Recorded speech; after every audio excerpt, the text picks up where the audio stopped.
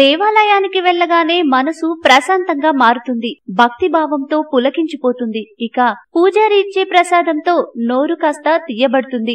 అదే పూజారి లడ్డూనో, చక్కెర పొంగలినో, పులిహోరనో కాకుండా బంగారం, వెండి లాంటి విలువైన వస్తువులను ప్రసాదంగా అందిస్తే ఆశ్చర్యపోతున్నారా?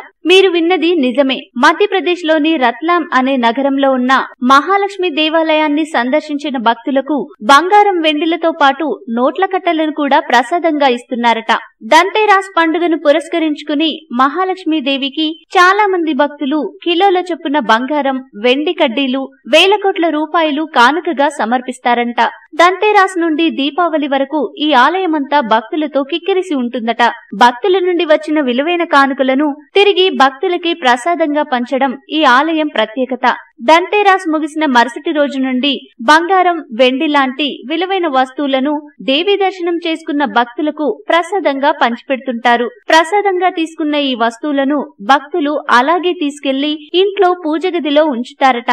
ఇలా చేయడం వల్ల సకల కష్టాలు తొలగి ధన సంపదలు ప్రాప్తిస్తాయని వారి నమ్మకం.